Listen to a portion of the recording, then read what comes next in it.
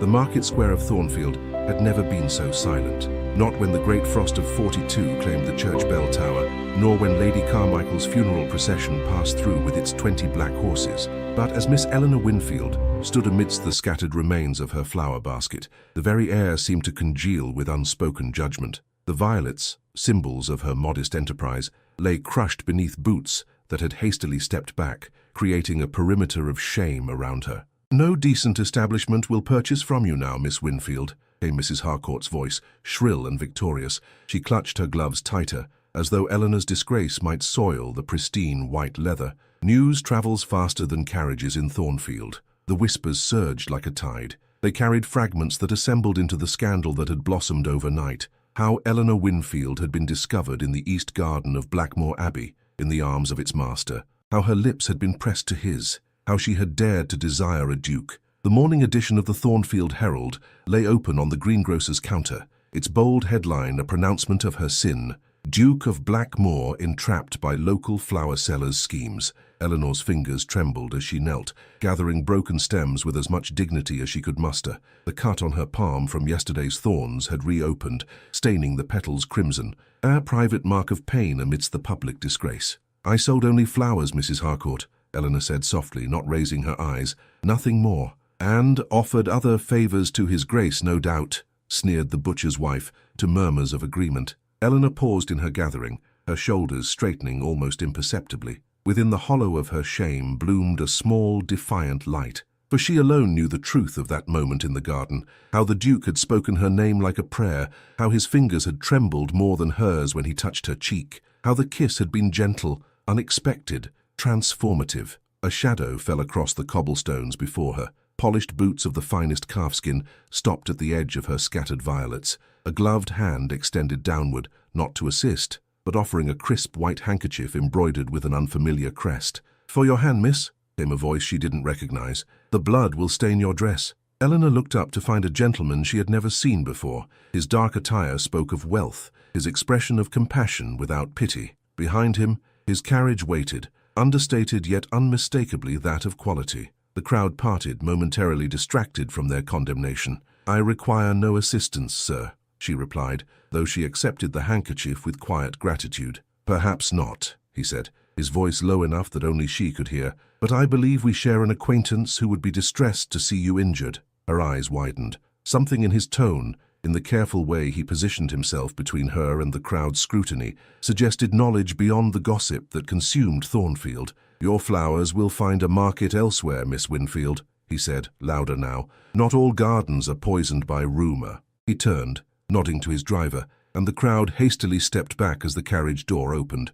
Before departing, he looked at Eleanor once more. "The Abbey's solicitor may call upon you tomorrow, a matter regarding the eastern property line, I believe. It would be prudent to receive him." Eleanor watched the carriage disappear around the corner, the mysterious gentleman's words echoing in her mind. The eastern property line, where her small cottage stood, where the garden wall of Blackmore Abbey ended, where she had encountered the Duke for the first time 3 weeks ago, when he had commented on the exceptional quality of her violets. That evening, as Eleanor closed her cottage door against the world's judgment, a letter waited on her small wooden table. She had not heard it arrive. The seal was of dark blue wax, unmarked by any crest or initial. With trembling fingers, she broke it open. The message contained but a single line in a hand both elegant and restrained. "Truth, like certain flowers, requires the darkness before it can bloom." The morning light filtered grudgingly through the lace curtains of Eleanor's cottage, illuminating the letter that had occupied her thoughts through a night of restless contemplation.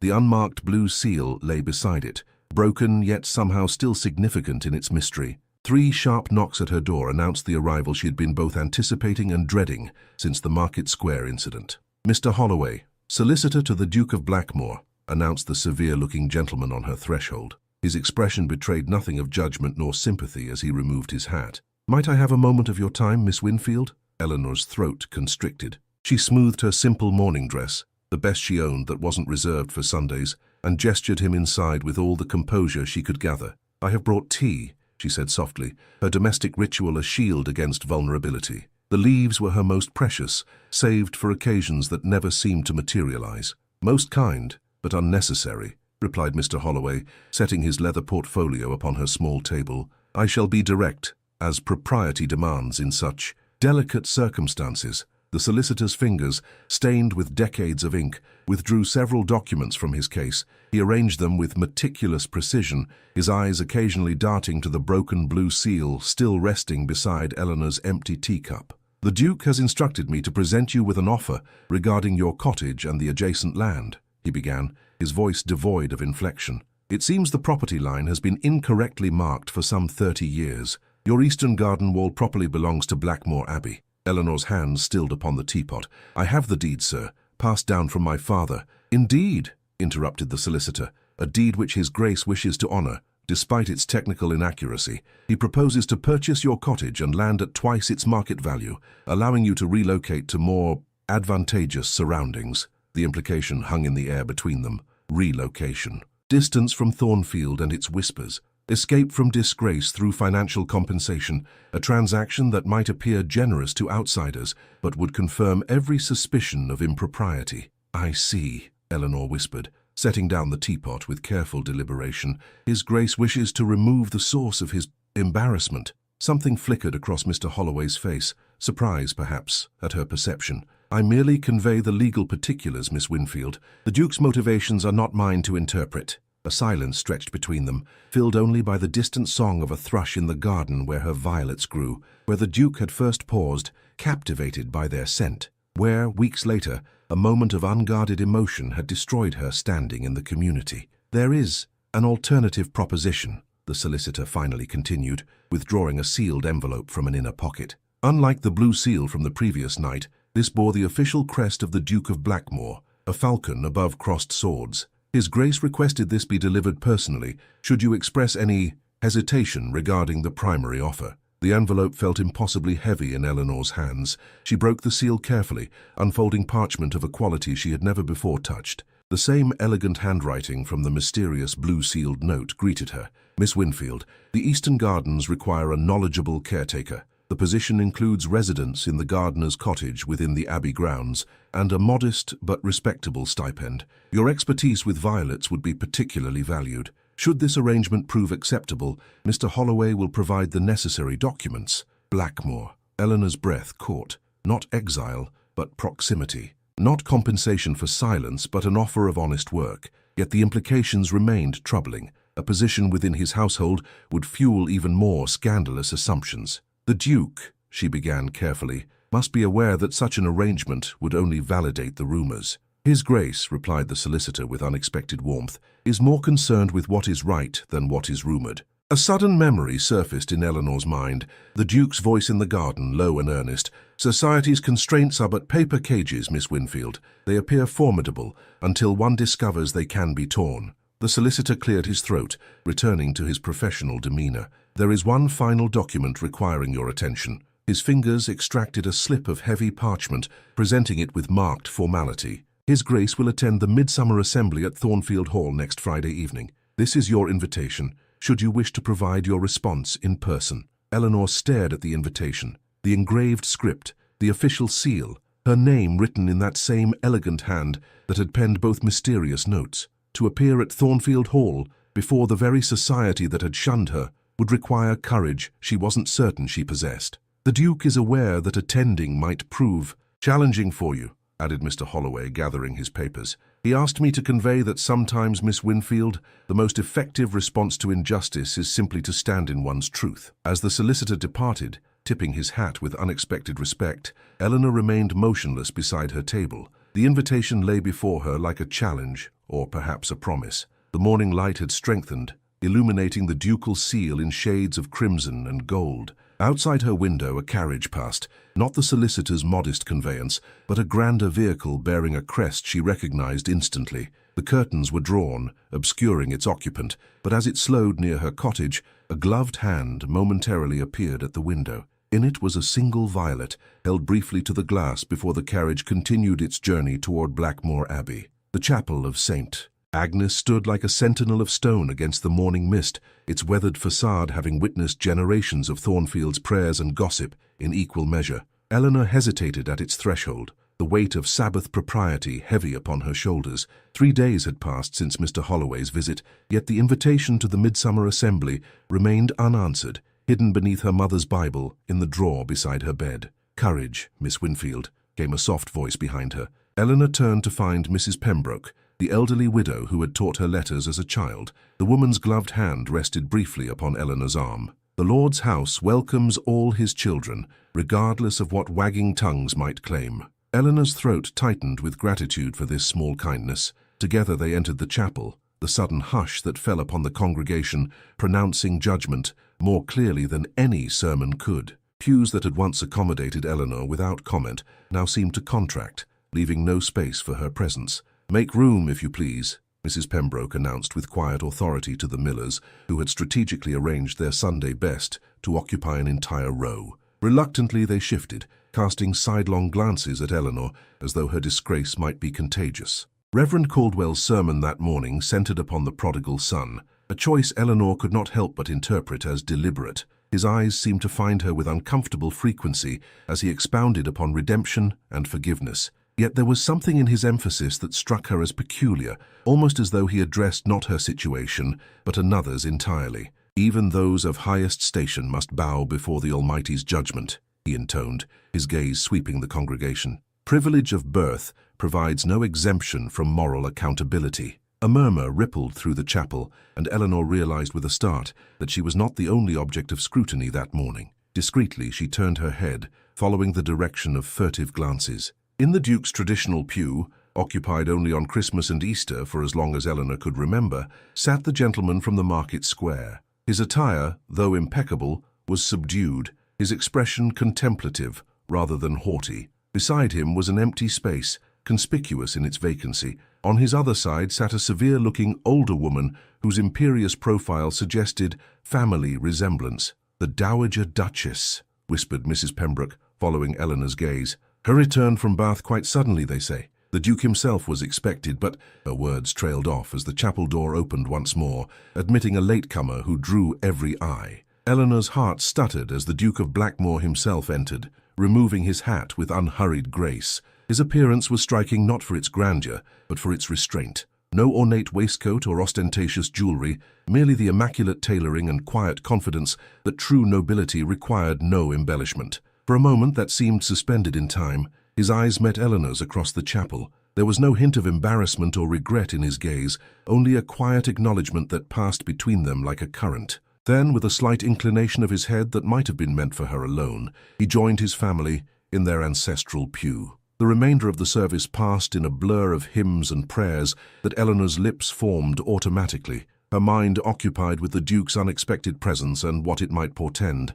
As the congregation rose for the final blessing, Reverend Caldwell made an announcement that caused Eleanor's fingers to tighten around her prayer book. "The Duke of Blackmore has graciously offered his patronage for the restoration of our east window," he proclaimed. "Furthermore, His Grace has proposed the establishment of a modest garden upon the chapel grounds, to be planted with violets," here a pointed pause, "which he suggests might serve as a symbol of renewal and humility for our parish." The significance of the gesture was lost on no one. Whispers erupted immediately, gazes darting between Eleanor and the Duke with renewed speculation. When the service concluded, Eleanor found herself unable to depart with the customary haste her situation had recently demanded. Instead, she remained seated, allowing the congregation to file past. Mrs. Pembroke squeezed her hand once before joining the exodus, leaving Eleanor alone with her thoughts, or so she believed, until a shadow fell across her pew. "Miss Winfield." The Duke's voice was precisely as she remembered from their encounters in the garden, measured, warm, carrying authority without arrogance. "Might I have a moment of your time?" Eleanor rose, conscious of the few lingering parishioners who made no attempt to disguise their interest in this exchange. "Your Grace," she acknowledged, her curtsy modest but not subservient. "I believe you've met my brother, Lord James," continued the Duke, gesturing to the gentleman from the market, who now approached with the Dowager Duchess on his arm. "Indeed," Eleanor replied, recognition dawning. "Your kindness at the market was most appreciated, my lord." Lord James smiled. "I merely acted as my brother would have had he been present." The Dowager Duchess, however, offered no such pleasantries. Her assessment of Eleanor was swift and penetrating, her disapproval evident in the tightening of her mouth. "So this is the flower girl," she pronounced, the words falling like stones between them. "Mother," the Duke interjected, his tone respectful but firm. Miss Winfield is a skilled horticulturist whose family has resided in Thornfield for 3 generations. Her father served as parish clerk until his passing. Something shifted in the dowager's expression. Not warmth precisely, but a reluctant reassessment. The Winfields of Briar Cottage, Thomas Winfield's daughter. Yes, Your Grace, Eleanor confirmed, surprised by the recognition. He kept immaculate records, the dowager conceded, as though this constituted high praise. Come, James, the carriage awaits, and I find the air in here suddenly insufficient. As Lord James escorted his mother from the chapel, the Duke remained standing closer to Eleanor than propriety strictly permitted. You received my invitation, he said quietly. It was not a question. I did, Your Grace. And have you reached a decision? Eleanor's fingers smoothed the fabric of her modest Sunday dress. To attend would invite further speculation, Your Grace. Your gesture with the violet garden is already causing considerable talk. A smile touched the corner of his mouth. Speculation will persist regardless of our actions, Miss Winfield. The only question is whether we shall give them truths or fictions to discuss. From his pocket, he withdrew a small, leather-bound volume. I thought you might enjoy this. It contains illustrations of rare flowering plants from the continent. My late father collected such works. Their fingers brushed as she accepted the book, a momentary contact that sent a tremor through her composure. As she opened the cover, a pressed violet fell into her palm, not fresh but preserved with care, its delicate form intact despite the passage of time. This was the first, he said, his voice so low she had to lean closer to hear. From the day we met at the garden wall, I kept it. Before she could respond, the chapel door opened once more. The Reverend Caldwell appeared, his expression transparently curious.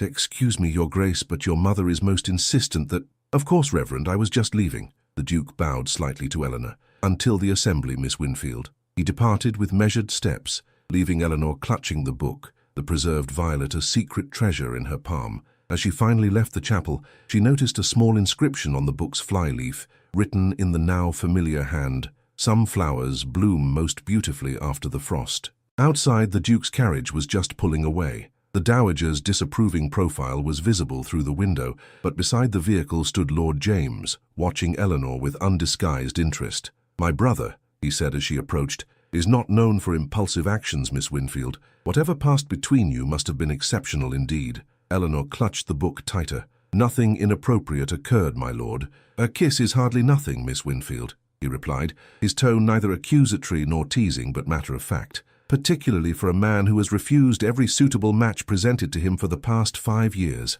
Before she could formulate a response, Lord James bowed and moved toward a second, smaller carriage. I look forward to seeing you at the assembly, he called over his shoulder. Do come. It promises to be quite the memorable occasion. As both carriages disappeared down the lane, Eleanor stood motionless, the book pressed against her heart, the preserved violet a secret between its pages. The chapel bell tolled once, marking the hour, the sound reverberating through the stone and into the ground beneath her feet. From the churchyard, the newly proposed site for the violet garden, she felt the weight of unseen eyes, the town still watching, still judging. But for the first time since the scandal erupted, Eleanor found herself standing straighter, her gaze lifting from the ground to the horizon beyond. The arrival of Mrs. Harrington's dressmaking carriage outside Eleanor's cottage drew more attention than the parish fire of '39. Neighbors who had studiously avoided her path now lingered at garden gates, straining to glimpse this unprecedented development. Mrs. Harrington herself, Thornfield's premier modiste and arbiter of acceptable society, had never before been seen on this humble lane. Miss Winfield, she announced, sweeping into the cottage with a rustle of expensive fabric. I come on behalf of a client who wishes to remain anonymous. Eleanor set aside her gardening shears, acutely aware of the soil beneath her fingernails. I'm afraid there must be some mistake, Mrs. Harrington. I have no appointments with— No mistake, my dear.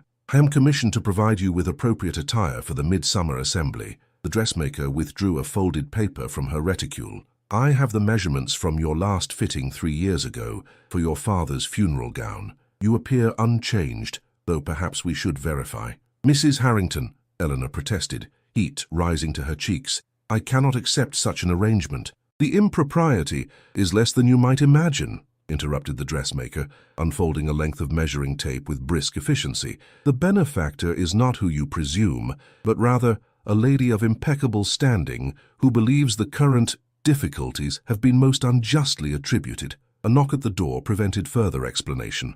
Eleanor opened it to find a boy from the post office, cap clutched respectfully in hand. "Telegram for Miss Winfield," he announced, extending the envelope with undisguised curiosity. Eleanor accepted it, pressing a small coin into his palm that she could ill afford to spare. The telegram's contents proved brief, but devastating. "Thornfield Herald, tomorrow stop full account of Blackmore scandal. Stop sources claim financial arrangement. Stop advise. Immediate departure. Stop a friend." Eleanor's fingers trembled as she refolded the paper. A financial arrangement, the very implication she had feared most. The purchase of her silence, her dignity, her very personhood, reduced to a transaction. Worse still, the suggestion that she had accepted such terms. "Miss Winfield," Mrs. Harrington's voice seemed to come from a great distance. "You've gone quite pale." "I cannot attend the assembly," Eleanor whispered.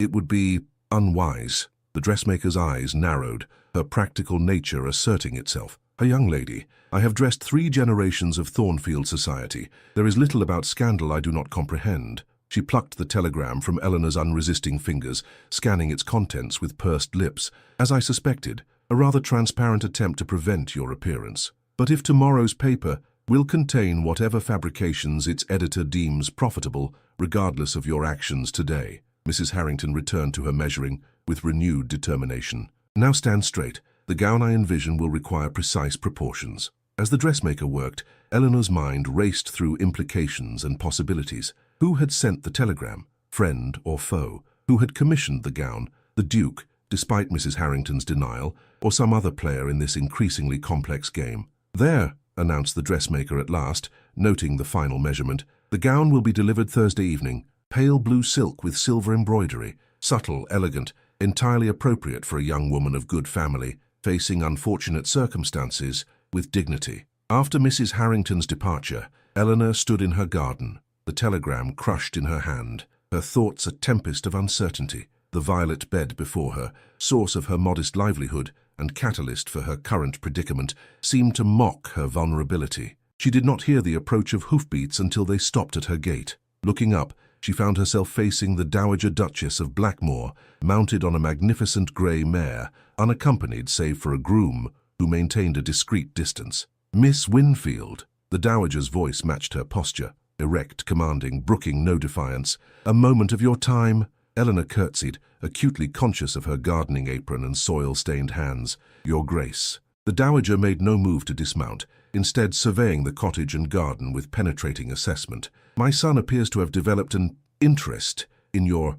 horticultural endeavors." "His Grace has been most kind regarding my modest skills," Eleanor replied carefully. "Kind," repeated the Dowager, the word dangling between them like a suspect article. "An attribute frequently mistaken for something more personal." Eleanor's cheeks burned, but she raised her eyes to meet the Dowager's gaze directly. "I have never presumed upon His Grace's kindness, Your Grace." Something shifted in the older woman's expression, not softening precisely, but recalculation. The Duke's father maintained an extensive botanical collection. It was his one true passion, apart from his duties. My son inherited this peculiarity. She reached into a saddlebag, withdrawing a small package wrapped in oilcloth. "These papers were among my late husband's effects. They may be of interest to you, particularly regarding certain propagation methods for Viola odorata." Stunned, Eleanor accepted the package. "Your Grace, I don't understand." "Understanding is not required, Miss Winfield, merely discretion." The Dowager gathered her reins.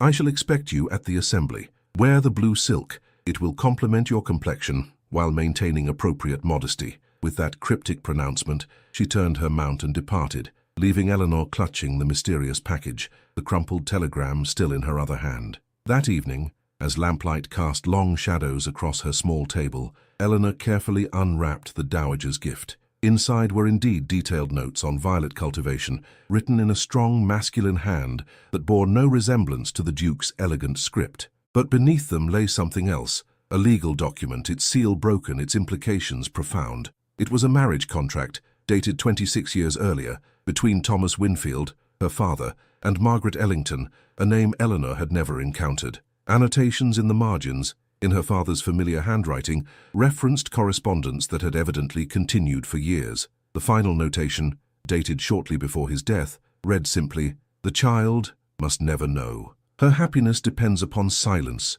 Eleanor's world tilted on its axis.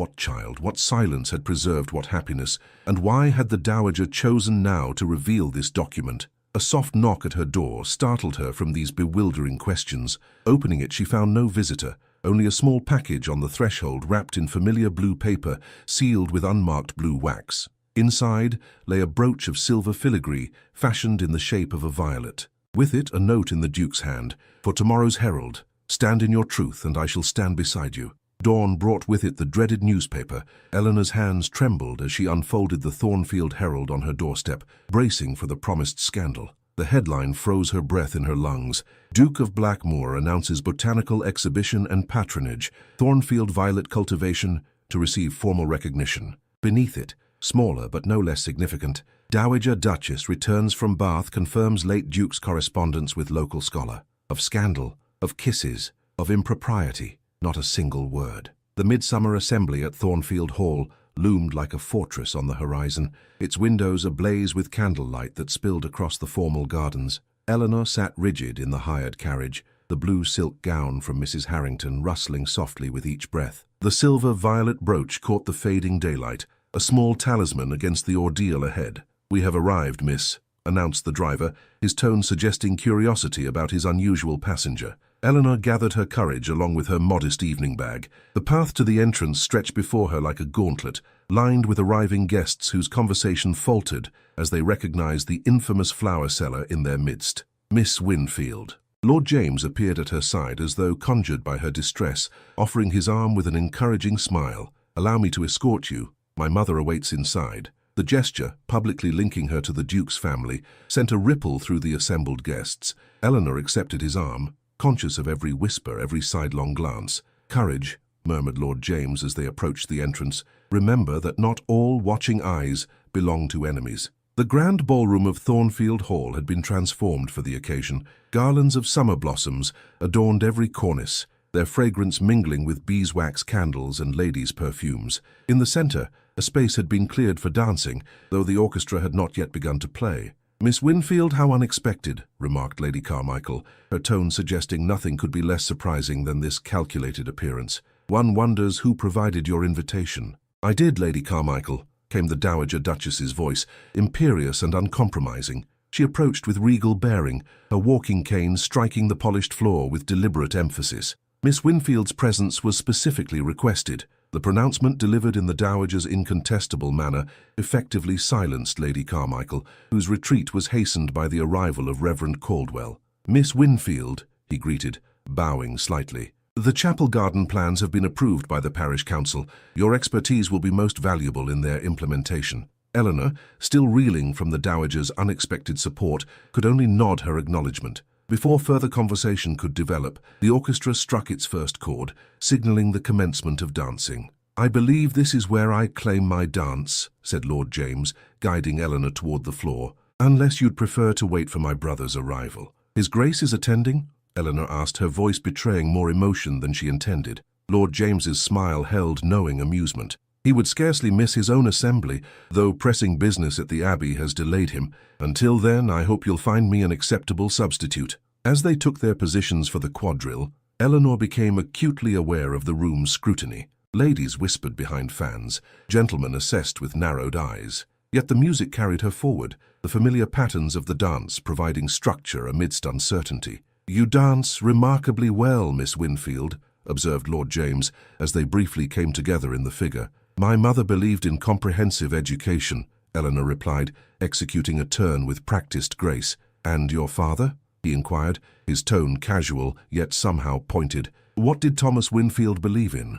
The question, unexpected and strangely specific, nearly caused Eleanor to miss a step. "Precision and truth, my lord. He tolerated no falsehood, however comfortable." "Admirable qualities," Lord James replied, his gaze shifting to something or someone beyond her shoulder. "Qualities, it seems, the next generation has inherited." The dance concluded, and as Lord James escorted her from the floor, Eleanor felt the atmosphere in the ballroom subtly change. Conversation dimmed, heads turned toward the entrance. Without seeing, she knew who had arrived. The Duke of Blackmoor stood in the doorway, his evening attire impeccable, his presence commanding immediate attention. His gaze swept the room, pausing briefly on Eleanor before continuing its survey with deliberate casualness. "Fashionably late as ever, Edward," remarked the Dowager, approaching her son with evident satisfaction. "Miss Winfield has been adequately entertained in your absence." "So I observed," replied the Duke, his voice carrying to where Eleanor stood. "James always had a talent for stepping into roles I temporarily vacate." Something in his tone suggested layers of meaning beyond the immediate context. Lord James merely smiled, inclining his head in acknowledgement. "If you'll excuse me," he murmured to Eleanor, "I believe Mrs. Pembroke wishes to speak with you." Indeed, Eleanor's former teacher beckoned from near the refreshment table, her kind face a welcome sight amidst the swirl of uncertain allegiances. "You've caused quite the stir, my dear," Mrs. Pembroke said, offering a glass of lemonade, though perhaps that was precisely the intention. "Not mine, I assure you," Eleanor replied, accepting the cool drink gratefully. "No, perhaps not yours alone," agreed the older woman, her gaze drifting meaningfully toward the Duke, now engaged in conversation with several local dignitaries. "But intentions, once set in motion, often develop their own momentum." Mrs. Pembroke's gnarled fingers gently adjusted the silver-violet brooch on Eleanor's bodice, a lovely piece, rather similar to one I recall from years ago, though that belonged to— She stopped abruptly as a shadow fell across them. The Duke himself stood before them, his expression unreadable. "Mrs. Pembroke, might I borrow Miss Winfield for a moment? There are matters regarding the chapel garden that require her input." "Of course, Your Grace," replied the elderly woman, her eyes twinkling with something that might have been mischief. "Gardens, after all, require constant attention." The Duke offered his arm, which Eleanor accepted with heightened awareness of every watching eye in the ballroom. He led her not to the dance floor as she had half expected, but toward a set of French doors opening onto a lamplit terrace. "You received my token," he observed, nodding toward the brooch. "Yes, Your Grace, it was most generous." "It was necessary," he corrected, his voice low, "as was your attendance tonight. Certain narratives can only be countered by visible truths." They stepped onto the terrace, the evening air cool against Eleanor's flushed cheeks. From this vantage, the assembled company remained visible through the windows, yet they stood momentarily apart from its direct scrutiny. "The newspaper," Eleanor began. "It wasn't what I expected." "Expectations can be managed, Miss Winfield, when one understands the proper mechanisms." His smile held a hint of satisfied strategy. The Herald's editor proved remarkably receptive to patronage for his son's education. The revelation should have shocked her, yet Eleanor found herself admiring the calculated precision with which the Duke had evidently orchestrated recent events. "Your mother," she ventured carefully, "gave me documents about my father." Something shifted in his expression. Surprise, perhaps, or recalibration. Did she indeed? That was unexpected. They referenced a Margaret Ellington, and a child whose happiness depended upon silence. Eleanor watched his face closely. "Do you know what they meant, Your Grace?" The Duke's gaze turned toward the gardens beyond the terrace, his profile suddenly reminiscent of the Dowager's assessment at the chapel. "Margaret Ellington was my father's first cousin. She died in childbirth 25 years ago." The implications hung in the air between them,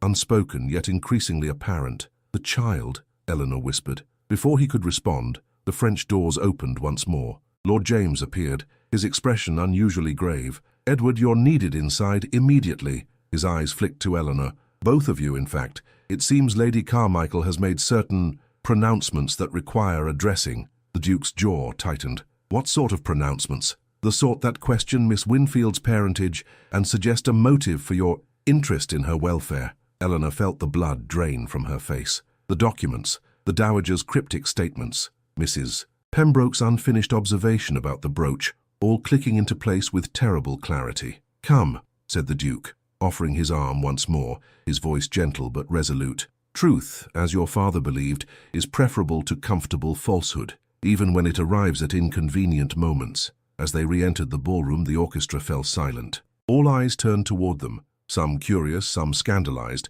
some gleaming with the particular satisfaction of those who believe their worst suspicions confirmed. Lady Carmichael stood at the center of the room, her expression a mixture of triumph and disdain. In her hand was a letter held aloft like evidence in a courtroom. "Your Grace," she announced, her voice carrying to every corner of the suddenly silent ballroom. "Perhaps you would care to explain why your father maintained such regular correspondence with Thomas Winfield regarding the welfare of his illegitimate niece." The seal on the letter was blue, the same unmarked blue wax that had sealed the Duke's first mysterious note to Eleanor. The silence that followed Lady Carmichael's accusation seemed to crystallize the very air of the ballroom. Eleanor stood immobile, the Duke's arm beneath her hand, the only anchor in a world suddenly rendered unfamiliar. The letter, with its blue seal, trembled slightly in Lady Carmichael's triumphant grasp.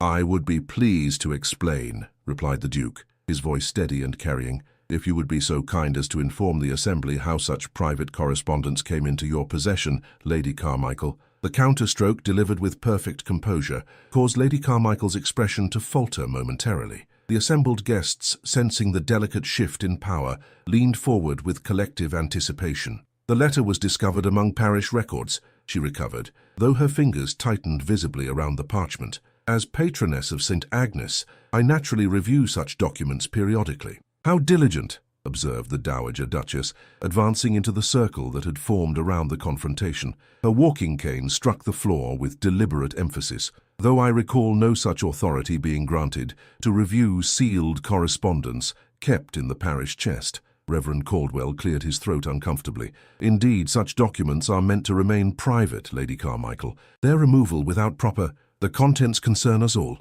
interrupted Lady Carmichael, sensing her position weakening. "If Miss Winfield is in fact the late Duke's natural daughter, her recent associations with the current Duke take on a most disturbing character." Murmurs rippled through the assembly. Eleanor felt the weight of every speculative gaze, the whispers like physical touches against her skin. The implications were clear and horrifying. "Do you suggest," the Duke said, his tone dangerously controlled, "that I have formed an attachment to my own half-sister?" The blunt articulation of the accusation caused gasps among the listeners. Lady Carmichael's smile turned predatory. "The evidence appears to support such a conclusion, regrettable though it may be." Eleanor's knees threatened to buckle beneath her. The blue silk of her gown suddenly felt confining, the air too thin to sustain consciousness. Yet even as darkness edged her vision, the Duke's hand covered hers where it rested on his arm, steadying her with gentle pressure. "The evidence," came Lord James's voice, clear and cutting, "supports no such conclusion,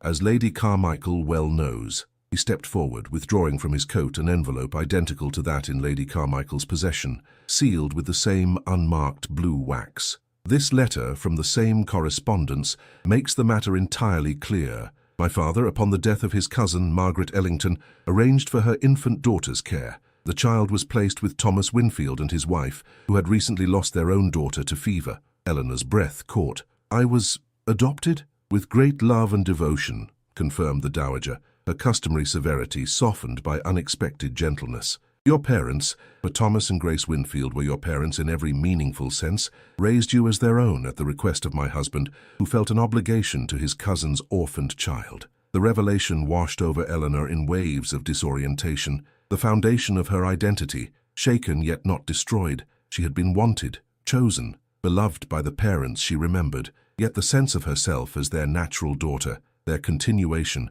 that certainty was gone forever. "The brooch," she whispered, fingers rising to touch the silver violet at her bodice. "It belonged to her, to Margaret Ellington." "Yes," confirmed the Duke, his voice pitched for her ears alone.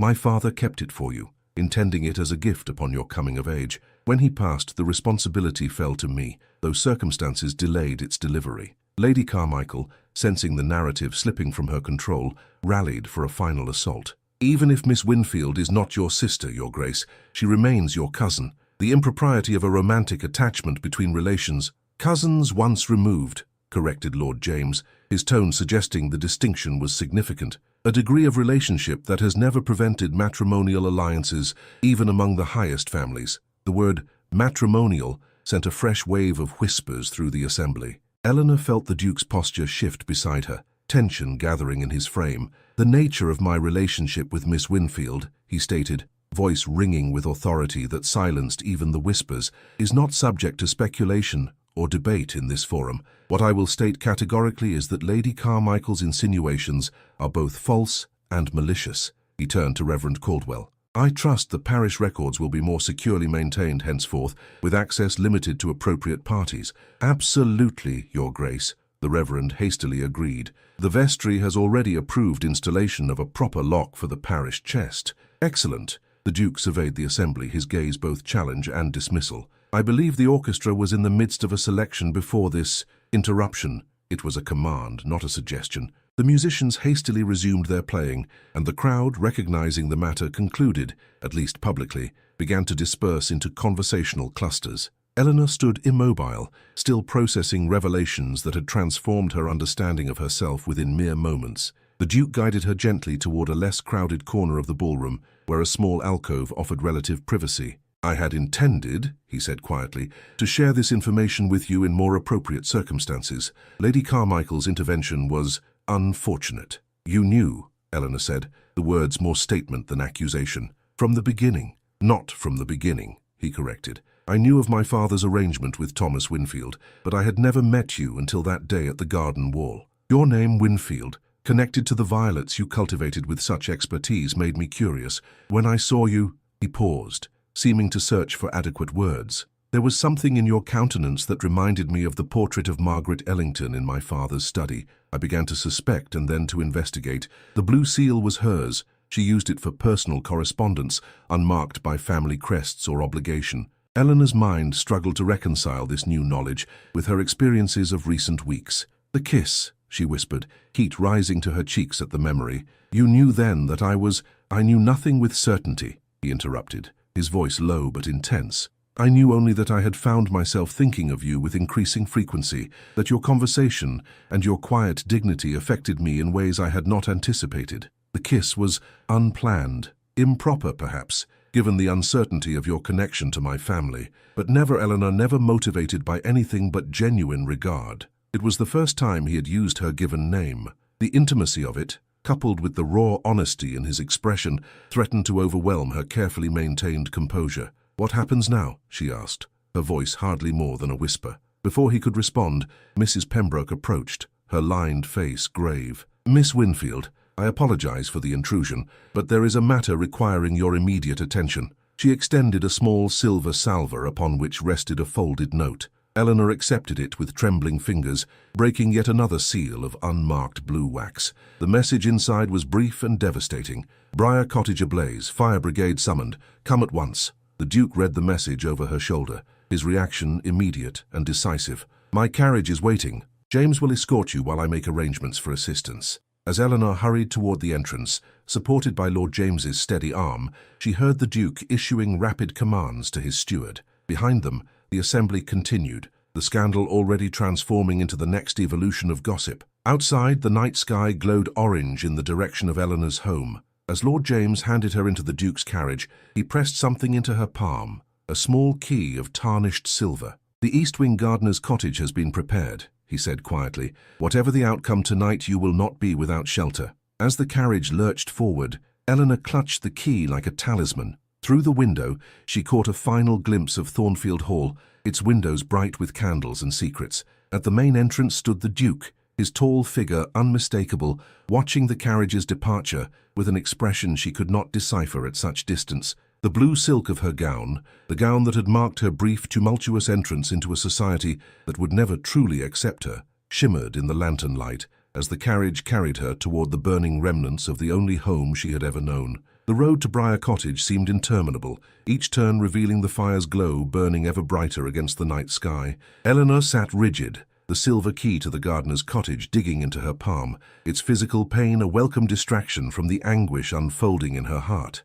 Lord James maintained a respectful silence beside her, understanding that platitudes would offer no comfort in the face of such devastation. When the carriage finally rounded the last bend, Eleanor's breath caught painfully in her throat. Briar Cottage, the home where she had been born, raised and loved by parents she now knew had chosen her, stood partially consumed by flames. The fire brigade worked with frantic efficiency, their efforts concentrated on preventing the blaze from spreading to neighboring dwellings, rather than salvaging what little remained of the structure itself. "Wait," Lord James began, but Eleanor was already descending from the carriage, heedless of her fine silk gown, as she rushed toward the inferno that had been her sanctuary. "Miss Winfield!" The fire brigade captain intercepted her. "You mustn't approach closer. The roof beams could collapse at any moment." "My father's books," Eleanor protested, struggling against his restraining arm. "My mother's keepsakes. Nothing could be saved from the eastern rooms," the captain said gently. "The fire began there in your garden shed.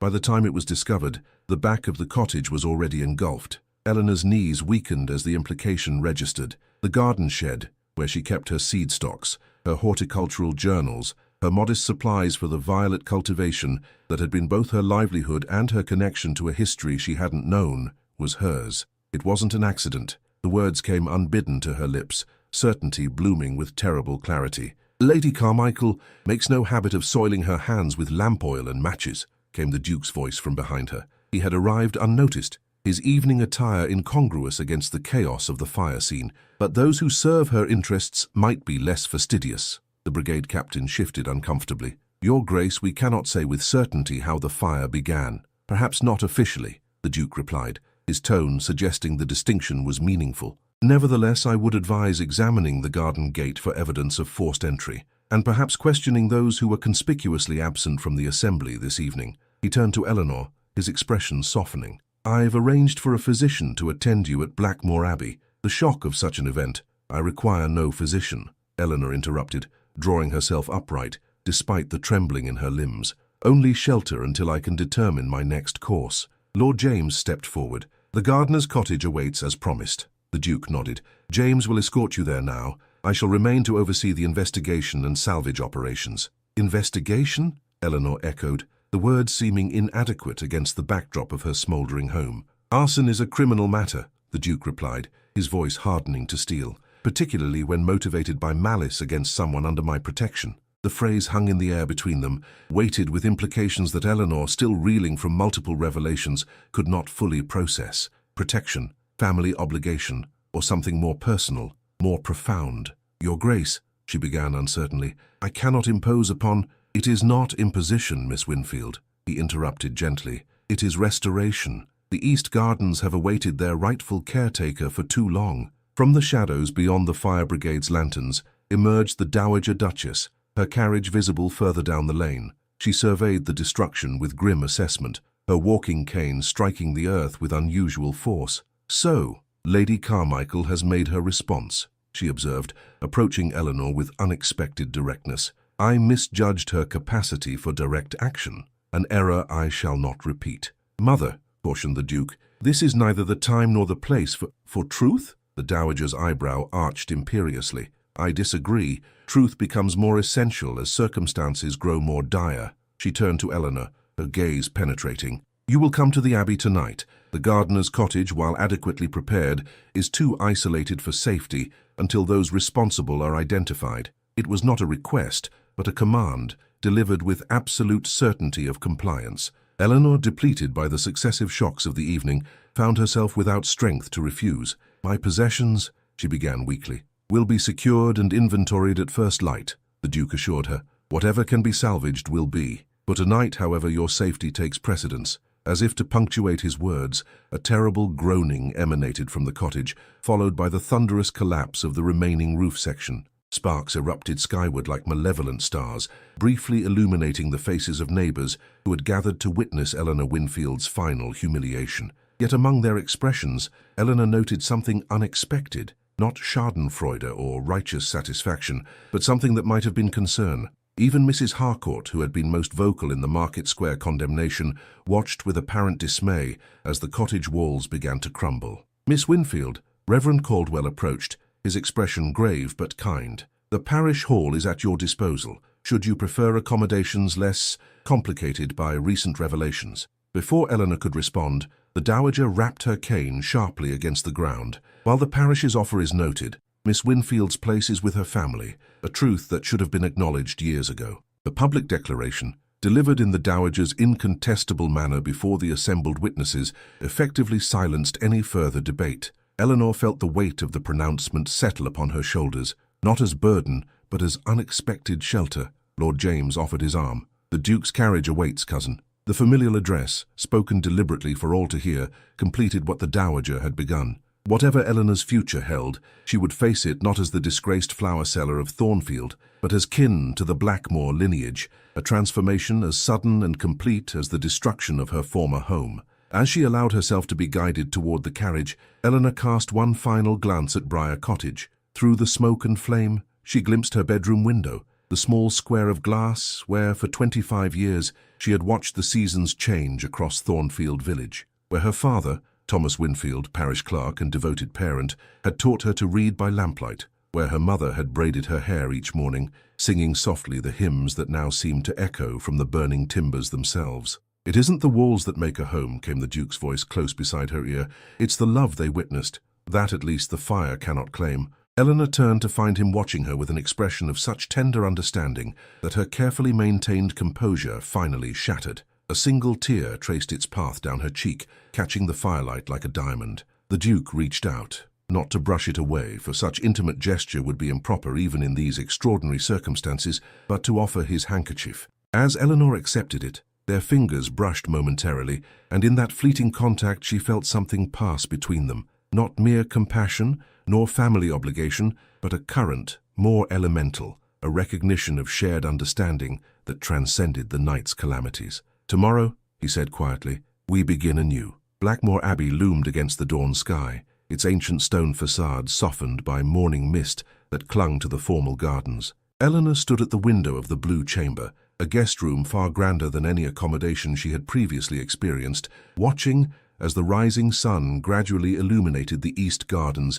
visible beyond the terrace. Exhaustion clung to her like a second skin, sleep having proven elusive despite the luxurious bed with its damask hangings and feather mattress. She had exchanged the ruined silk gown for a simple morning dress provided by the dowager's lady's maid, modest but of excellent quality, fitting with surprising accuracy. Like everything at Blackmore Abbey, it seemed part of a design set in motion long before Eleanor had become aware of its existence. A gentle knock announced the arrival of breakfast, carried by a maid whose curtsy contained exactly the right measure of respect, neither the excessive deference that would acknowledge scandal, nor the casual familiarity that might suggest impropriety. "His Grace requests your presence in the library at 10 o'clock, miss, if you feel sufficiently recovered," the maid informed her, setting down the tray. "The Dowager Duchess has already departed for Thornfield to oversee certain arrangements on your behalf." Eleanor's fingers tightened around the delicate porcelain teacup. "What arrangements?" "I couldn't say, miss." The maid's expression remained carefully neutral,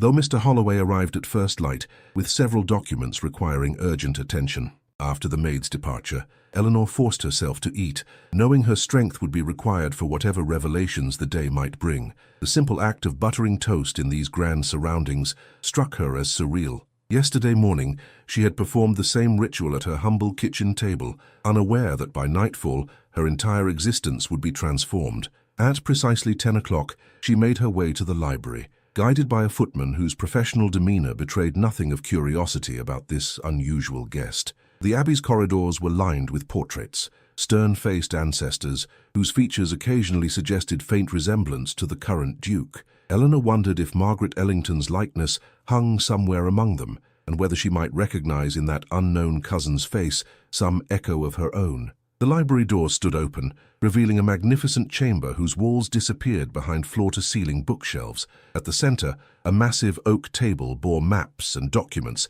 arranged with methodical precision. The Duke stood examining these papers, his expression betraying fatigue that suggested he too had found little rest. "Miss Winfield." He looked up at her entrance, his formal address contrasting with the intimate concern in his eyes. "I trust you were provided with everything necessary for your comfort?" "Yes, Your Grace, your staff has been most attentive." Eleanor remained near the doorway, uncertain of the proper protocol. Despite the previous night's revelations of familial connection, she felt keenly the vast gulf between their positions. "Please sit." He gestured to a chair opposite his own at the table. "There are matters we must discuss before the day advances further."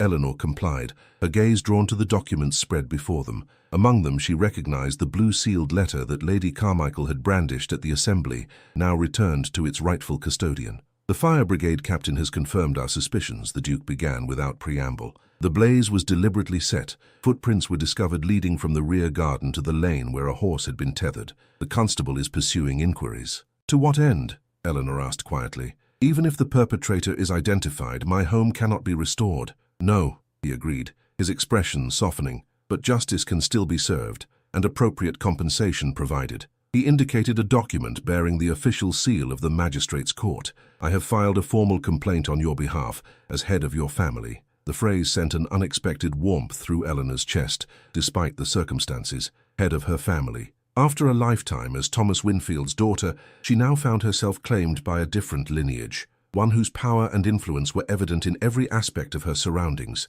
"Your Grace, while I appreciate your intervention, I cannot allow you to—" "Edward," he interrupted gently, "when we are private, at least, I would prefer you use my name." The formality seems unnecessary, given our connection. Our connection, Eleanor repeated carefully. As distant cousins. Something flickered across his features, disappointment perhaps, or resignation. Yes, though that hardly encompasses the complexity of our situation. He rose, moving to a side table where a leather portfolio lay waiting. I've had Holloway prepare these papers for your review. They establish a trust in your name, providing an annual income sufficient for independent living, should that be your preference. Alternatively, the gardener's cottage at the East Gardens remains available, with a position as curator of botanical collections. Eleanor stared at the portfolio, emotions warring within her breast. The offer was more than generous. It was life-altering. Yet some stubborn core of pride rebelled against what could be interpreted as charitable compensation for her misfortunes.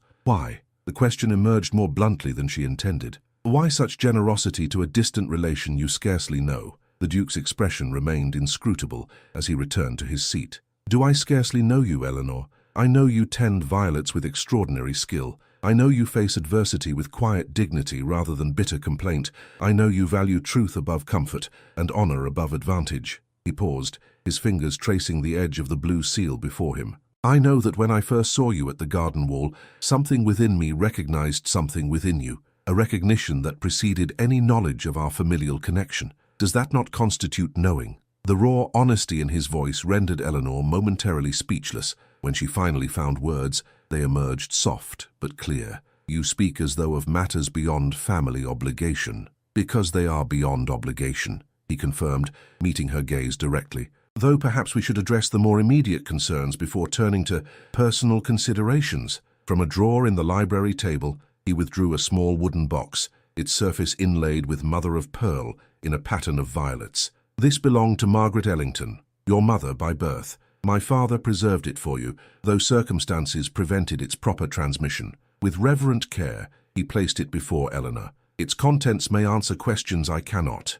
Eleanor's fingers trembled as she lifted the box's delicate lid. Inside lay several items, a miniature portrait of a young woman with features that echoed her own, a pressed flower, not a violet, but a sprig of forget-me-not, a simple gold ring, and several folded letters, their blue seals intact. I have not read them, the Duke said quietly. They were meant for you alone. Tears blurred Eleanor's vision as she gently touched the miniature portrait. Here was the face she had never known, the woman whose life had ended as Eleanor's began. The profound grief of this realization, that she had gained a mother only to lose her simultaneously, washed over her with unexpected force. She loved poetry, the Duke offered gently, and played the pianoforte with remarkable skill. My father said her laugh could illuminate the darkest corner of any room. Eleanor looked up, grateful for these small gifts of knowledge. And my father, my birth father? The Duke's expression grew somber. A young lieutenant in the cavalry. He died at Sevastopol before learning of Margaret's condition.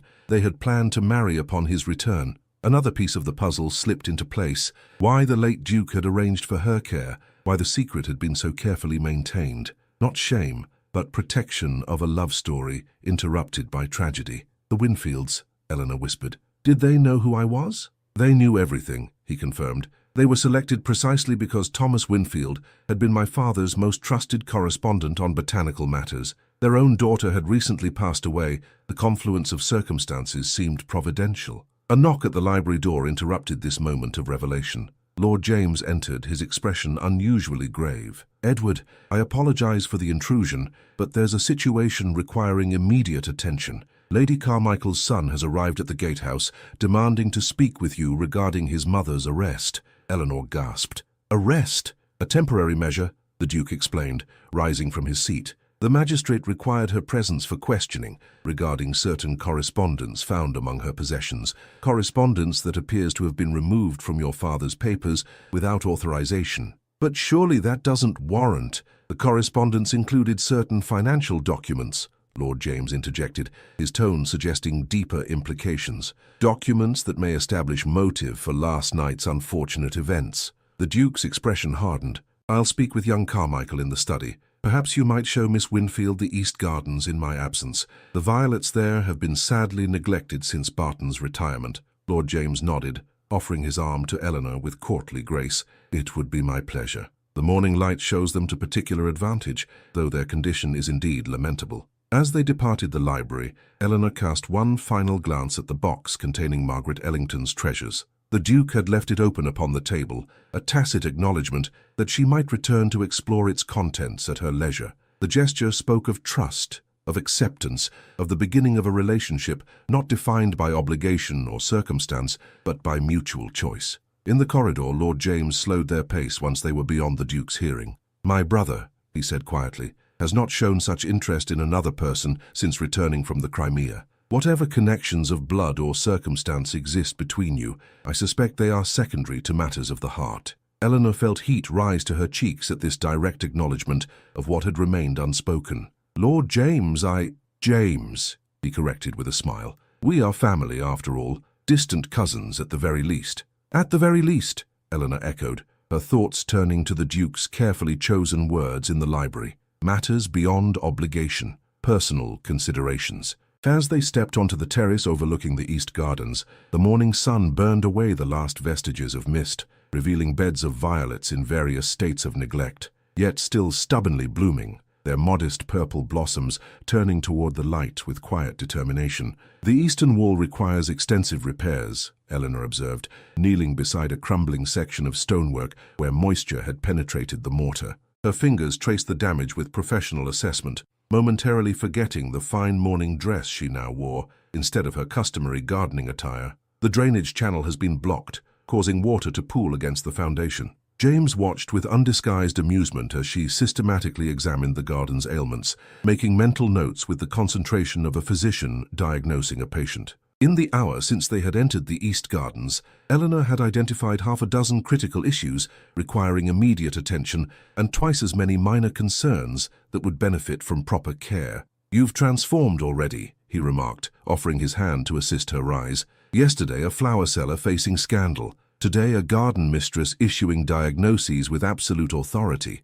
Eleanor accepted his help, brushing soil from her skirts with an apologetic smile. "Old habits, I'm afraid. My father, Thomas Winfield, believed that gardens, like people, reveal their true character through their difficulties." "A philosophy Edward would appreciate," James replied, guiding her toward a stone bench positioned to catch the morning sun. "He applies similar principles to estate management." They sat in companionable silence, surveying the neglected expanse that had once been the pride of Blackmore Abbey. Despite its current condition, Eleanor could discern the original design's elegant simplicity, a series of concentric beds radiating from a central fountain, now dry and choked with leaves. "Why did the late Duke not maintain this space?" she asked finally. If he was so devoted to botanical pursuits, James's expression grew contemplative. After Margaret's death, he rarely entered these gardens. They had been her particular project. The violets were cultivated from specimens she had collected during their courtship. "The similarities to your own interests are striking." Eleanor absorbed this new connection to her birth mother with quiet wonder. "And the current Duke, does he share this botanical inclination?" "Edward's interests lie more in the practical applications of horticulture," James replied. "Agricultural improvements, experimental cultivation techniques. The aesthetic aspects hold less appeal for him, or did until recently." His knowing smile caused heat to rise in Eleanor's cheeks. Before she could formulate a suitable response, a gardener's boy approached, cap clutched respectfully in hand. "Begging your pardon, my lord, miss. His Grace requests Miss Winfield's presence in the study immediately. There's been a development regarding Lady Carmichael." James rose, offering Eleanor his arm once more. "I suspected this might occur. Lady Carmichael is not one to accept defeat graciously, particularly when legal consequences loom." As they traversed the Abbey's corridors, Eleanor became increasingly conscious of the staff's deferential acknowledgement. Curtsies and bows offered with a respect that suggested her position had been firmly established overnight, no longer a guest of uncertain standing, but a recognized member of the family circle. The study door stood ajar, revealing the Duke engaged in intense conversation with Mr. Holloway. Both men looked up at Eleanor's entrance, their expressions suggesting the matter under discussion was of grave significance. "Miss Winfield," the Duke greeted her, his formal address at odds with the warmth in his eyes. "Thank you for coming. A situation has developed that requires your input." Mr. Holloway cleared his throat. "Lady Carmichael has proposed a resolution to the current unpleasantness, one that would avoid criminal proceedings while addressing the damage to your property." Eleanor's brow furrowed. "What sort of resolution?" The Duke's jaw tightened almost imperceptibly. She offers full financial compensation for the destruction of Briar Cottage and its contents, along with a public retraction of any defamatory statements, in exchange for our agreement not to pursue criminal charges regarding the fire. You believe she was responsible? Eleanor asked, startled by the directness of the implication. We have evidence that her footman, acting on explicit instructions, removed certain documents from your father's papers and later set fire to the garden shed, the Duke confirmed. The man is currently in custody and has provided a signed confession implicating his employer. Eleanor sank into the nearest chair, the magnitude of such calculated malice momentarily overwhelming her composure. But why? What possible motivation? Land, Mr. Holloway interjected, his professional demeanor momentarily giving way to undisguised contempt. The Carmichael estate borders the eastern portion of your property. Lady Carmichael has sought to acquire that parcel for years, as it contains the spring that feeds her ornamental lake. Thomas Winfield refused all offers, the Duke continued, his voice gentling as he noted Eleanor's distress. After his passing, Lady Carmichael apparently believed you might prove more amenable to persuasion or coercion. When my interest in your welfare became evident, she grew concerned that the opportunity was slipping away. So she attempted to discredit me, Eleanor concluded, the pieces aligning with terrible clarity, to isolate me socially, then destroy my home, leaving me vulnerable to financial pressure. Precisely. The Duke's expression darkened. A strategy that might have succeeded had circumstances been different. James, who had remained silent during this exchange, spoke from his position near the door.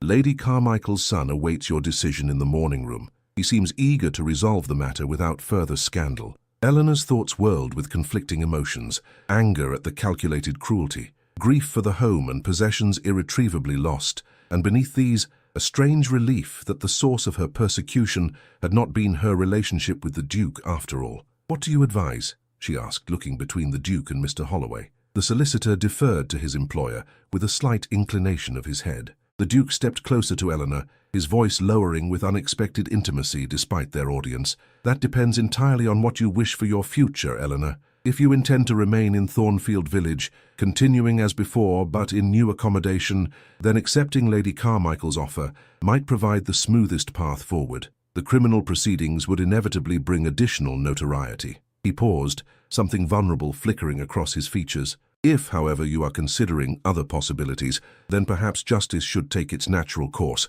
regardless of social discomfort. The implication hung in the air between them. Other possibilities that might remove her permanently from Thornfield society and its judgments. Possibilities that might place her firmly within the sphere of Blackmore Abbey instead. I need time to consider, Eleanor said finally, her voice steadier than she felt. This decision affects more than just myself. The Duke nodded, understanding immediately the broader implications she referenced. Of course, perhaps you might wish to review the contents of Margaret Ellington's box more thoroughly before reaching any conclusion. There may be insights there that would inform your choice. He gestured toward a side table where the inlaid box awaited, transferred from the library during her garden inspection. The sight of it, this tangible connection to her birth mother, steadied Eleanor's resolve. Yes, she agreed, though I would prefer to do so privately. With a gesture that encompassed both James and Mr. Holloway, the Duke cleared the room, pausing at the threshold before his own departure. Whatever you decide, Eleanor, know that your place at Blackmore Abbey remains secure, not from obligation, but from preference. The door closed softly behind him, leaving Eleanor alone with Margaret Ellington's legacy and the weight of a decision that would determine not only her own future, but potentially the Duke's as well. With reverent care, she removed the letters from the box, their blue seal still intact after a quarter-century. The topmost envelope bore a simple inscription, "For my child, when they come of age." Eleanor broke the seal with trembling fingers, unfolding paper that crackled with age yet remained perfectly legible. "My dearest one," the letter began in a flowing, feminine hand, "if you are reading these words, then I have not had the privilege of watching you grow into the person you were meant to become. Know that you were conceived in love, and that your father, Lieutenant William Hayes of the 11th Hussars, would have cherished you had he lived to know of your existence." Tears blurred Eleanor's vision as she continued reading the letter's contents, a mother's hopes, dreams, and counsel for a child she would never know. The final paragraph, however, caused her breath to catch painfully in her throat. "Above all, my child, I wish for you the courage to follow your heart's true direction, even when convention or circumstance might dictate otherwise. My cousin Edward has promised to ensure your welfare, but it is my deepest hope that you will find not merely security, but the kind of love that transforms ordinary existence into something extraordinary. I found such love, however briefly, and count myself blessed for having known it at all. Eleanor carefully refolded the letter, her decision crystallizing with sudden clarity. Lady Carmichael's offer, practical though it might be, represented a continuation of the pattern that had defined her life in Thornfield: compromise, accommodation, the careful navigation of others' expectations and judgments.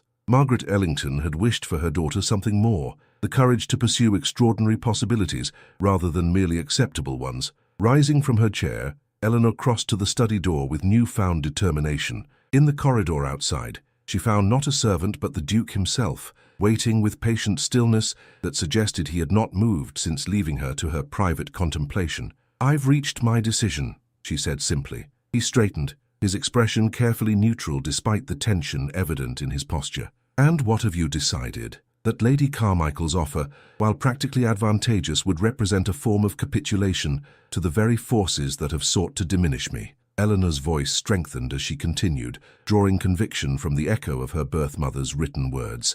"I prefer justice to expediency, truth to comfortable falsehood." Something like admiration kindled in the Duke's gaze. "Even if the path proves difficult?" "Especially then," Eleanor replied. "Difficulty has been my constant companion these past weeks. I find I've grown rather accustomed to its presence." A smile, genuine and unguarded, transformed the Duke's austere features. "Then we shall inform young Carmichael of your decision together." As they walked side by side toward the morning room, their hands brushed momentarily, a fleeting contact that nevertheless sent awareness coursing through Eleanor's entire being. The Duke glanced down at her, his expression containing a question he had not yet voiced aloud. "There is one condition I would add to my decision," Eleanor said quietly, as they paused outside the morning room door. "Name it," he replied without hesitation. "That you call me Eleanor henceforth, without qualification or circumstance, as you did in the garden, before everything changed." His eyes held hers, something profound passing between them in that suspended moment. "Eleanor," he said softly, her name in his voice like a promise. "Then you must call me Edward." "Edward," she echoed, testing the intimacy of it upon her tongue. The door opened before them, revealing young Lord Carmichael's anxious countenance. Behind him, through the morning room windows, the East Gardens stretched toward the horizon, neglected yet resilient, waiting to bloom once more under caring hands. Together, they stepped forward to deliver their response. 6 months had transformed the East Gardens beyond recognition. Autumn's golden light illuminated beds of late-blooming violets, their modest purple blossoms nodding in the gentle breeze. The restored fountain at the garden's center played a soft melody of falling water, its basin cleared of debris and lined with gleaming new tiles. Along the once crumbling eastern wall, freshly pointed stonework supported espaliered fruit trees, their branches carefully trained to follow the geometric pattern established in the original design. Eleanor stood on the stone terrace, surveying her domain with quiet satisfaction. The gardener's cottage, renovated and expanded under her direction, had proven a perfect residence, its proximity to both the gardens and the abbey, allowing her to move easily between her professional responsibilities and her increasingly frequent social engagements. Lady Carmichael's trial had concluded 3 months earlier, resulting in a substantial fine and her temporary removal to a distant relative's estate in Northumberland. The scandal had occupied Thornfield society briefly, then faded as all such matters eventually do, replaced by newer gossip about the vicar's daughter and a visiting military officer. The Dowager Duchess approached along the terrace, her cane striking the stonework with its characteristic authority. Age and infirmity had done little to diminish her commanding presence, though Eleanor had discovered unexpected warmth beneath the formidable exterior. "The improvements exceed even my expectations," the Dowager remarked, surveying the gardens with critical assessment. "You've restored more than plants and stonework. You've recaptured the original vision." "I had excellent guidance," Eleanor replied, indicating the leather-bound volume of garden plans she had discovered among Thomas Winfield's salvaged papers. "My father kept meticulous records of the original design,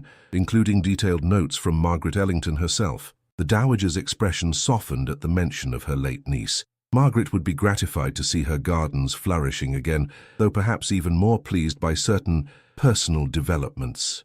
Heat rose to Eleanor's cheeks at this direct reference to her evolving relationship with the Duke. In the months since the fire, their connection had deepened through daily interactions and shared interests, each carefully maintaining propriety while navigating the complex emotional territory between familial obligation and deeper attachment. His Grace has been most supportive of the restoration efforts, Eleanor replied diplomatically. His Grace, echoed the Dowager with uncharacteristic amusement, has spent more time in these gardens these past 6 months than in the previous 10 years combined. I doubt his sudden horticultural enthusiasm stems solely from agricultural interest. Before Eleanor could formulate a suitable response, the garden gate opened to admit the subject of their discussion. The Duke approached with long, purposeful strides, his expression brightening visibly as he caught sight of Eleanor. "Mother, might I borrow our garden mistress for a private consultation? There's a matter regarding the western expansion that requires her expertise." The Dowager's eyebrow arched knowingly.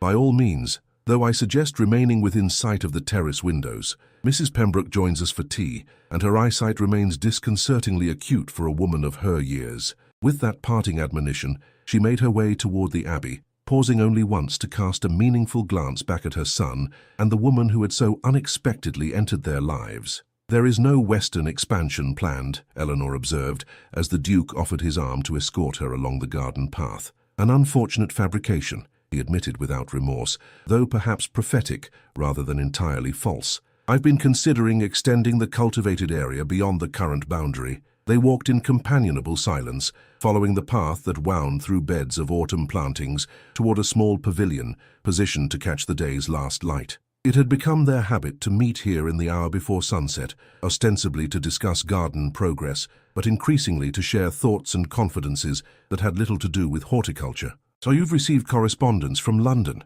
the Duke said, as they seated themselves on the pavilion's stone bench. "The Royal Horticultural Society has expressed interest in your paper on violet hybridization." Eleanor smiled, remembering the hours spent documenting Thomas Winfield's experiments, continuing work that had apparently begun in collaboration with the late Duke himself. "My father would be pleased. He always believed his methods deserved wider recognition." "Both your fathers would be proud," the Duke corrected gently, the distinction acknowledging the dual heritage she had come to embrace. "As am I." His hand moved to cover hers where it rested on the bench between them, a gesture just within the boundaries of propriety, yet conveying emotions that transcended conventional limitations. In the months since the fire, such moments of connection had grown more frequent, each one a tacit acknowledgement of feelings neither had yet articulated fully. "Edward," Eleanor began, using the name that still felt intimate despite its increasing familiarity, "there is something I've been meaning to discuss." He turned toward her,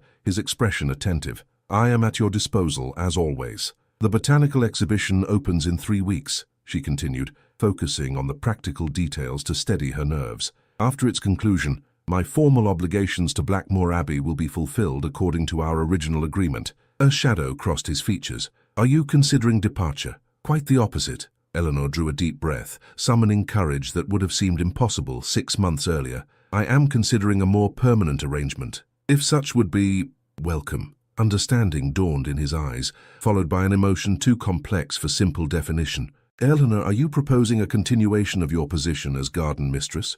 "I am proposing," she replied with quiet dignity, "that we acknowledge what has grown between us these past months, something far more significant than horticultural collaboration." The Duke's expression transformed, caution giving way to carefully restrained hope. "You speak of matters beyond professional association."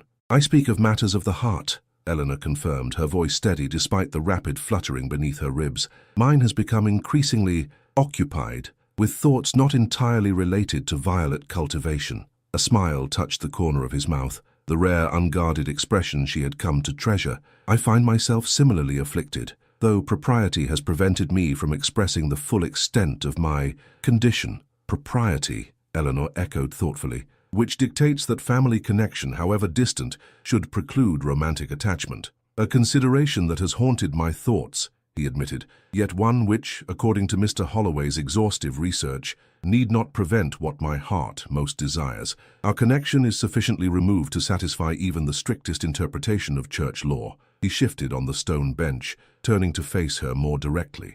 "But legality alone is insufficient reason to pursue what I have contemplated these many weeks. There must be reciprocity of sentiment." Eleanor's fingers curled around his, the garden gloves she habitually wore now absent, allowing the warmth of skin against skin. "I believe I have just provided evidence of such reciprocity, Edward." The formality of their exchange, the careful circumlocution around emotions too profound for direct expression, dissolved as he raised her hand to his lips, pressing a kiss against her palm with a reverence that spoke more eloquently than words. "Then I must ask," he said softly, "what you envision for our future. The gardener's cottage, while admirably suited to your current position, would prove somewhat limiting for the Duchess of Blackmore." The title hung in the air between them, not as presumption but as possibility. Eleanor's breath caught at its implications, at the transformation it represented not merely in status, but in the very foundation of her existence. "I had considered," she replied carefully, "that the east wing of the Abbey might be reopened. It overlooks the gardens quite advantageously." "Indeed it does." His thumb traced gentle circles against her wrist, each movement a promise of intimacies yet to come. Though such arrangements typically follow certain formal declarations and ceremonies, Eleanor smiled, emboldened by the certainty she read in his gaze. "I believe traditional procedure dictates that you should make the declaration, Edward."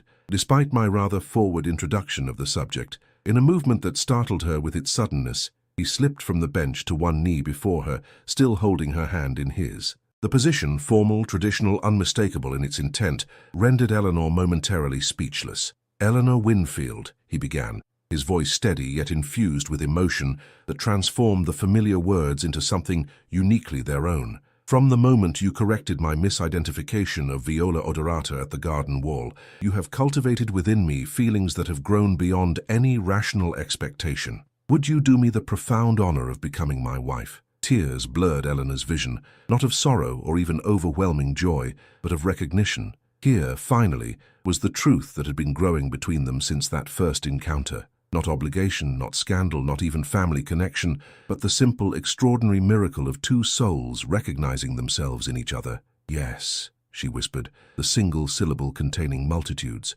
"With all my heart, yes." He rose, drawing her to her feet, and into an embrace that remained just within the boundaries of propriety. Should Mrs. Pembroke indeed be watching from the terrace? His forehead pressed against hers, the intimacy of the gesture more profound than any passionate declaration could have been. "There will be talk," he murmured against her hair. "Society has barely reconciled itself to your position as my distant relation and garden mistress." "Society," Eleanor replied with newfound confidence, "will adapt to this development as it has to all others, with initial resistance followed by convenient amnesia once the novelty fades." His laughter, warm against her temple, acknowledged the truth of her assessment. "The Dowager will be insufferably pleased with herself. She has been maneuvering toward this outcome since the night of the assembly." "A formidable ally," Eleanor agreed, "though I suspect James bears some responsibility as well. His strategic appearances and disappearances have been suspiciously well-timed." As if summoned by the mention of his name, Lord James appeared at the garden gate, lifting his hand in greeting, before tactfully retreating upon noticing their proximity. The brief interruption reminded them of the world beyond their private understanding, a world they would soon face together. "Shall we share our news?" the Duke asked, offering his arm once more. Eleanor nodded, though her hand lingered on the pavilion's stone column, a momentary hesitation that he immediately perceived. "Second thoughts already?" he inquired, his tone light, though his eyes revealed genuine concern. "Not about us," she assured him, "only about the transition. From Eleanor Winfield, orphaned flower seller, to the Duchess of Blackmore.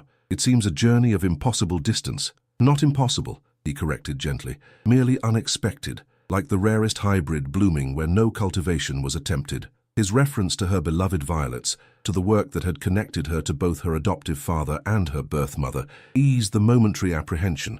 Eleanor slipped her hand into the crook of his elbow, allowing him to guide her back toward the Abbey where their announcement awaited. As they walked, the setting sun cast their shadows long across the restored garden, two figures moving in perfect synchronicity, their paths now permanently intertwined. Behind them, in the pavilion where their future had taken shape, a late violet bloomed unseasonably among the autumn plantings, its modest purple blossom turning toward the fading light with quiet determination. Inside the Abbey, the Dowager awaited with Mrs. Pembroke, their conversation suspended as Eleanor and the Duke entered the drawing-room together. One glance at their expressions told the entire story, rendering formal announcement almost redundant. "Well," pronounced the Dowager, her satisfaction barely concealed beneath a veneer of practical assessment. It appears Blackmore Abbey will finally have a proper mistress again. Mrs. Pembroke, I believe we shall require additional tea. This occasion deserves appropriate celebration." As the elderly teacher departed on this errand, a smile of genuine pleasure illuminating her lined face,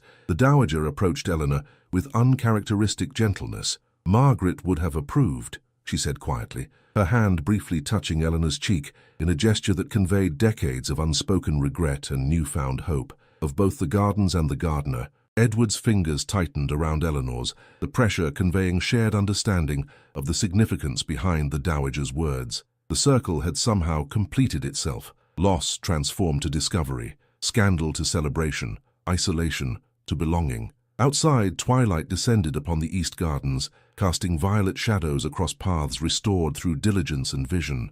Within the abbey, lamps were lit against the gathering darkness, their golden glow a promise of warmth and welcome for all who entered. Eleanor Winfield, soon to be Duchess of Blackmore, stood at the threshold between these worlds, finally understanding that she belonged equally to both. No longer the scorned flower seller, nor merely the discovered relation, but a woman who had found her rightful place through courage, dignity, and the transformative power of words spoken in truth. True dignity comes not from social position, but from the courage to stand in one's truth, even when scorned. The most profound transformations arise not from external validation, but from being recognized for who you truly are. Love, when authentic, sees beyond circumstance to the essential character within. Did this Victorian romance capture your heart? Subscribe now to receive more enchanting stories of love, dignity, and redemption set in richly detailed historical worlds. Comment below with your favorite moment from Kissed by the Duke She Shouldn't Have Desired,